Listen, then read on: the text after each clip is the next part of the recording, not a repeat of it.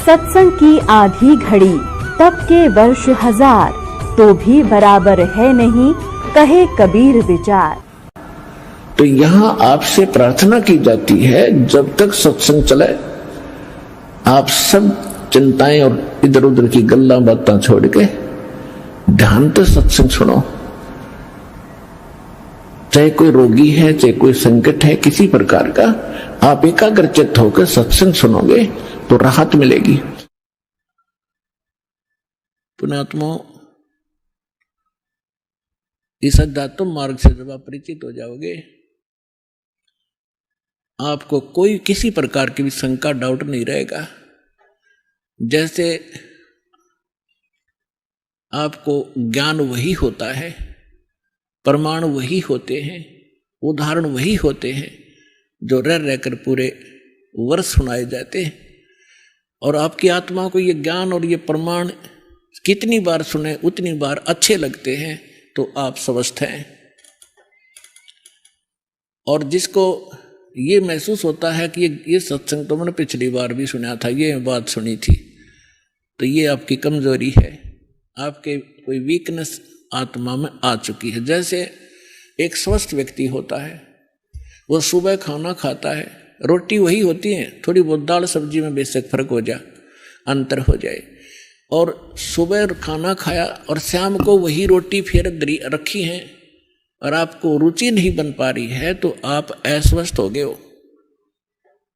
और यदि आपको वही रोटियां फिर उसी तरह रुचिकर लग रही हैं तो आप स्वस्थ हैं। और दिन में 3-3 बार खाते हो, रुचिकार लगती हैं, तो आप स्वस्थ हैं। इसी प्रकार अब ये ज्ञान वही है, और जितनी बार सुने और जितनी बार ये आपको उतनी ही बार आपको ये अच्छा लगना चाहिए, तो आप स्वस्थ हैं। अन्यथा आपको फिर कोई पाप कर्म ने घेर लिया। अब जैसे रोगी व्यक्ति है और वो भोजन प्रतिदिन खाता है 2-2, 3-3 बार, और जब वो रोगी व्यक्ति हो जाता है वो, तो उसको एक समय भी एक ग्रास भी खाने की रुचि नहीं रहती। कारण क्या हुआ कि उस रोग ने उसके शरीर की व्यवस्था खराब कर दी। जो मीठी वस्तु थी, खाने योग्य पदार्थ थे, वो भी कड़वे लगने लगे। उसका तरीका क्या है? उसका तरीका ये है कि कड़वी, जैसे किसी को मलेरिया हो गया और उसने वो कड़वी कुनीन रोटियां तो भी कड़वी वो खानी पड़ेंगी, ना चाहते हुए भी खानी पड़ेंगी, चाहे वो रुचि कर लगे चाहे ना लगे। उनके खाने से फिर धीरे धीरे बुखार ठीक होगा, जबर ठीक होगा, तो वह रुचि भूख बढ़ेगी और फिर स्वादिष्ट स्वस्थ होते फिर स्वादिष्ट हो जाएंगे। तो इसी स्वादिष्ट लगा करेंगे। इसी प्रकार ये सत्संग के अंदर ये दोनों डोज हैं। इसमें आत्मा का आहार भी है और ये ट्रीटमेंट, ये उपचार भी साथ होता है। जैसे कोई भक्त सत्संग सुन रहा है और ये मन में आता है कि तो पहले भी सुना था, तो बेशक आप ना चाहते हुए भी उठकर नहीं जाना चाहिए, उसको बार बार सुनना चाहिए। थोड़ी सी देर में आप देखोगे ओहो ये तो ठीक सी लगन लाएगी, तो उस ये कुनीन का काम भी करेंगी। ना चाहते हुए भगवान की महिमा को सुनते ही रहना चाहिए और ना चाहते हुए भक्ति जैसे मंत्र करने लगते हो, रुचि सी ना बनती, ना बनन दे, एक बार मंड जाओ कर डे से होकर मन भागन दे, दूर थोड़ी देर भागेगा फिर आप पे सेट होगा। इसी प्रकार परमात्मा कहते हैं कबीर हरि के नाम को हेज बजो चाहे खज, उल्टा सुल्टा ओ गही खेत पड़ा जो बीज। अब परमात्मा के नाम में लग जाओ, चाहे हेज यानी अपनी रुचि से, या खज के माथा सा ठनकते हुए भी शुरू कर दो। और कहते हैं जैसे खेत में बीज पड़ गया, उल्टा पड़ो ते सुल्टा उगेगा। तो इस प्रकार आपने इस ज्ञान को सुनना चाहिए। अब जैसे हमने जो ट्रेनिंग समाज से मिली, जहां भी गए उन्होंने यही कथा सुनाई, क्या कर रहा है बेटा? कि इंजीनियरिंग कर रहा हूं। अच्छा क्या लगेगा? जेई लगूंगा। कोई कहे मैं एसटीओ लगूंगा। अच्छा हमारे गांव में एक लड़का था भाई फलाने का सर जेई लगा था, उसने एक कोठी वहां बना ली और एक प्लाट खरीद लिया और उसने न्यू कर लिया। तो हमने फिर वही सोच हो जा बीसीए बनावांगे, जेई लग गया, एसडीओ लग गए, तो वो इंजेक्शन लग गए तो हम उधर प्रेरित हो गए। अरे ज्ञान सुनाएंगे भगवान का, तो हम इधर दृढ़ हो जाएंगे, वो तो हमें जहर दिखाई देगा, कोठी और बंगला में सारा जीवन नाश कर देना, मामूर्ख व्यक्ति का काम दिखाई देगा। तो इसी प्रकार सत्संग में आने से, इस ज्ञान को बार बार सुनने से आपको दृढ़ता आएगी। कबीर साहब कहते हैं, देखो हम यहाँ माया मांगने आते हैं, परमात्मा कहते हैं ये तो मैं रूंगे में दूंगा आपको फ्री में, ये तो आपको फ्री ऑफ कॉस्ट दूंगा, ये तो हमारा सौदा भी नहीं है, ये तो वैसे दूंगा आपको। अब रूंगे की परिभाषा बताऊं थोड़ी सी क्या होती है। पहले हमारे गांव में, सभी गांव में, ग्रामीण में ऐसा था, पैसे वैसे होते नहीं थे, ऐसे ही जैसे कोई सब्जी बेचने आया या कोई और सामान, प्याज बेचने आया या कोई और सामान लेके आता, तो हमारी दादी जी क्या करती थी, गेहूं का बेला भर ले जाती और उसको पूछती, भाई ये कैसे देगा टिंडे तू? वो कहता जी गेहूं के 2 बार दूंगा, बोला तोल दे। और जब तो सौदा तो कर लिया गेहूं का, 2 बार तुलवा लिए, 1 किलो के 2 किलो ले लिए, किलो गेहूं के बराबर। फिर यूँ क्या करती, भाई रूंगा और दे। रूंगा माने बिना बगैर सौदे में अलग आइटम, वो एक आधा टिंडा ठाका और घेर देता, ले दाई रूंगा ना भाई, थोड़ा और देख दो, वो देख दो और घेर देता, बुढ़िया राजी हो जाती। तो ये रूंगा माने फ्री ऑफ, वो तो फालतू का। तो जो असली सौदा हम आपको यहाँ देंगे, करेंगे, वो जन्म और मरण के इस दीर्घ रोग का नाश करेंगे। और जो आप यहाँ मांगने आते हैं तो रूंगे में देंगे आपको, अगले हो जा राजी। जो संसारिक संपत्ति जो आपको आवश्यक होगी और आपके कष्ट जो आपके ऊपर संकट आ रही है, तो रूंगे में ठीक करें, वो कबीर भगवान हमारे। और असली दुख था आपका, असली सौदा तो ये है जो आपका जन्म मरण का रोग काटेंगे, जो पृथ्वी पर इस ब्रह्मांड में कोई नहीं कर सकता इस काम को। 2 सतलोक आश्रम बरवाला जिला, ये सारा हरियाणा में आपको आज उपलब्ध है।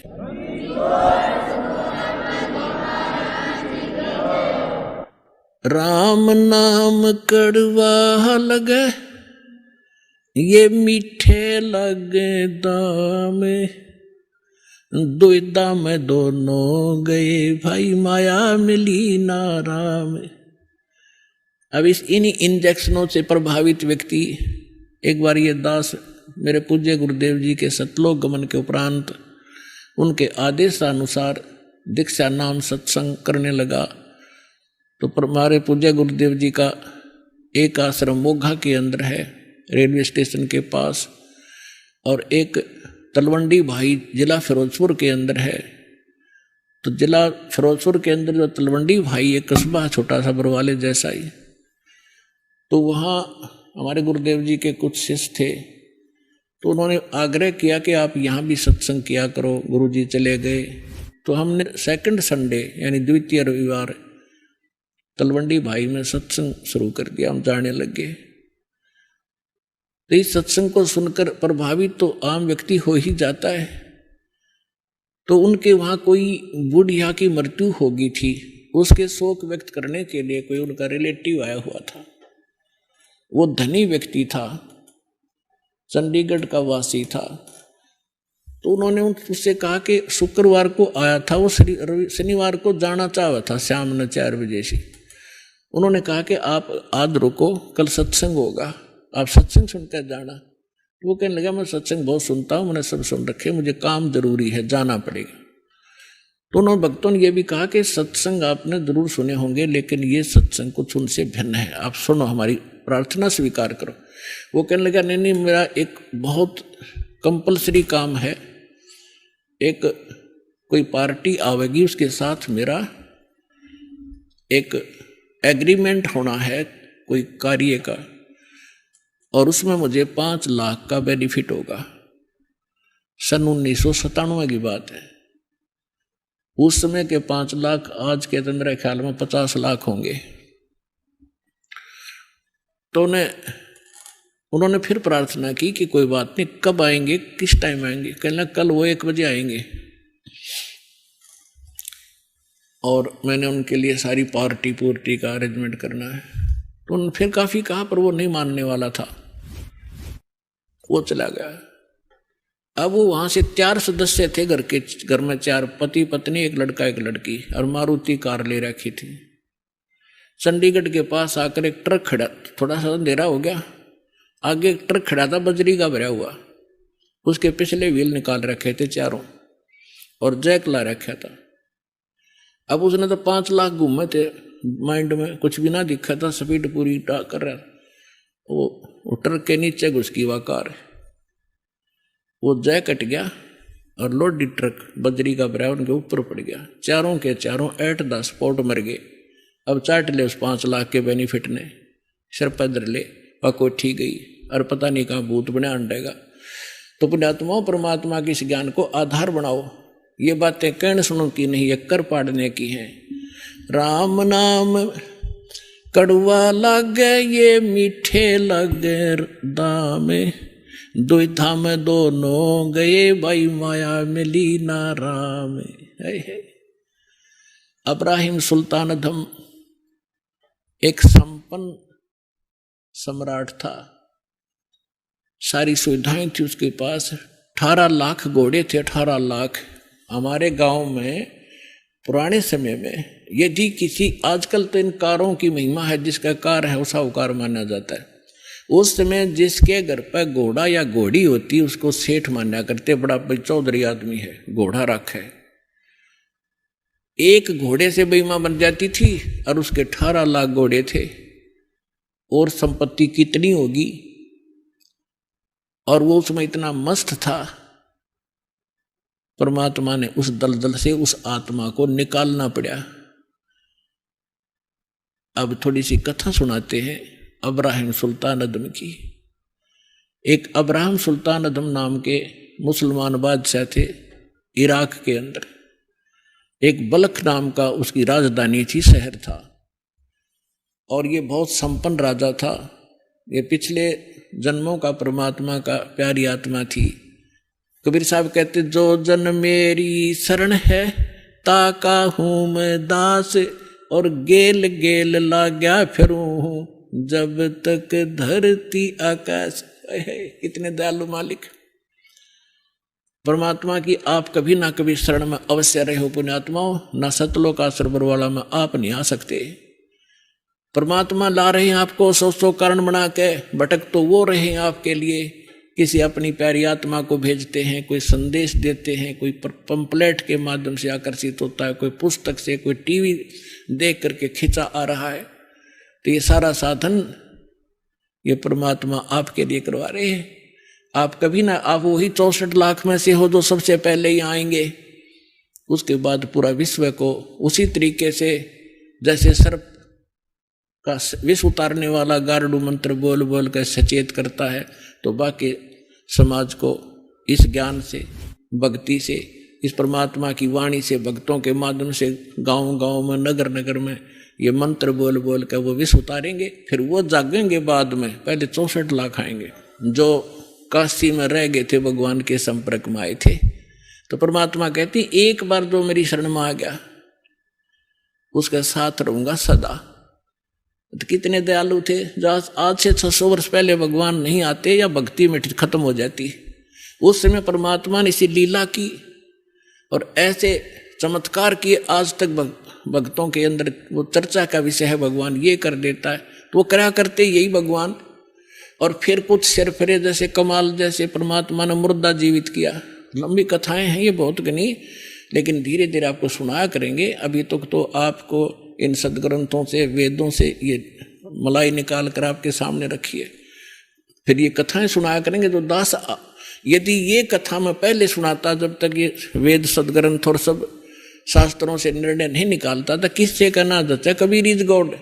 और अब इस ज्ञान के माध्यम से प्रत्येक आदमी ये मान रहा है भक्त कि कबीर इज गॉड और कंप्लीट गॉड। भाई जो गुरु बचन पे डट गे रकट गे फंद 84 के, कट गे फंद 84 के, रकट गे फंद 84 के। भाई जो गुरु बचन पे डट गे रकट गे फंद 84 के। वस्तु मिली ठोर की ठोर, मिट गई मन पापी की दौड़। हमसे जुड़े रहने के लिए हमारे YouTube चैनल को सब्सक्राइब करें और नई वीडियो की नोटिफिकेशन के लिए बेल आइकॉन को दबाएं। अगर आप ये वीडियो Facebook पर देख रहे हैं तो लाइक जरूर करें और ज्यादा से ज्यादा शेयर करें। धन्यवाद।